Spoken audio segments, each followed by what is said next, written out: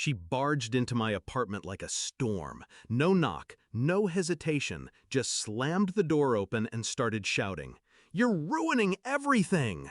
Her voice cracked with rage, but I stayed seated, calm, watching her unravel. Because this wasn't really about the wedding. It was about the lie my family built years ago. And tonight, I was finally tearing it down. I remember the night they told me I was on my own. I was 18, naive, hungry for their approval. College letters sat on the kitchen table, acceptance offers I had worked my bones to earn. I asked for help, just enough to cover tuition, not a gift, not charity, just help. My father didn't even look up from his newspaper. My mother's words were ice. "If you want college, pay for it yourself. We won't throw money away on something useless." I remember the silence afterward, my throat burning with words I didn't say. My sister smirking, knowing she'd never hear those words aimed at her. That night, I made myself a promise. I'd never ask them for a single dime again. So I built myself from the ground up. Loans, double shifts, nights spent studying under fluorescent lights while they slept comfortably, their money reserved for vacations and indulgences. I survived, graduated, worked, every scar turned into armor. And now, years later, I had something they wanted. It started with a phone call. My mother's tone was sweet, rehearsed. She never called unless she wanted something. "Your sister's wedding is coming. It's going to be big, beautiful. We want you to contribute. 150,000 should cover your share." Your share, as if I owed them, as if blood gave them the right to carve into me. I almost laughed, but instead I reminded her of something. "I asked you once for help. You told me no. Remember?" Silence on the line. Then a clipped, defensive, "That was different." Different. Convenient. I refused. Clear, sharp, no room for negotiation. That's when the messages started. Guilt-laced, manipulative, then angry, then desperate, and finally, the storm in my apartment, my sister herself.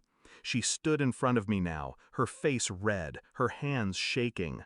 "You have the money. You're selfish, cruel. Do you want me to look like a joke in front of everyone?" I let her words hang in the air. Then I rose, slowly, deliberately. "You want me to pay for a wedding?" I said quietly, "when no one paid for my future?" Her eyes darted, defensive. "That's not the same." "It's exactly the same." She tried a different angle.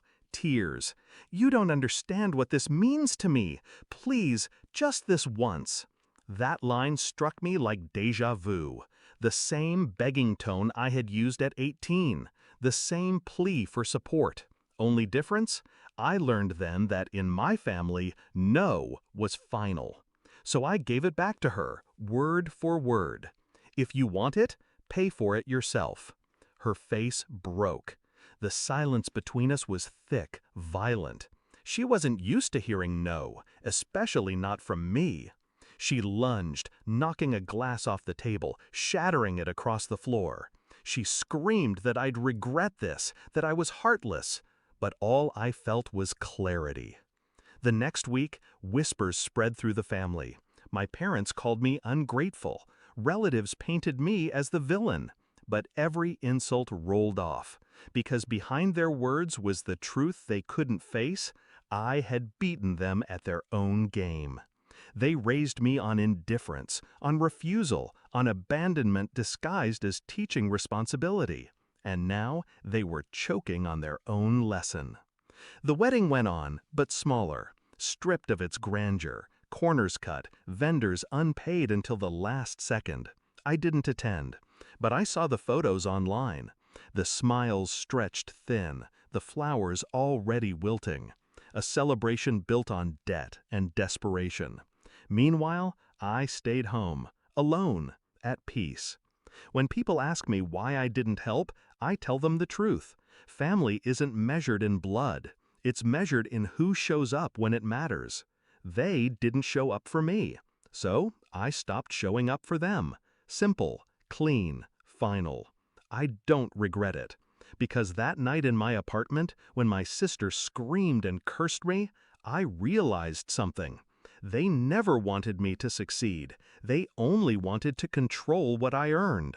And by refusing them, I took back everything they ever denied me. My voice, my power, my freedom. The best revenge isn't screaming. It isn't violence. It's silence. It's control. It's looking your betrayers in the eye and calmly returning the words they once used to destroy you. If you want it, pay for it yourself.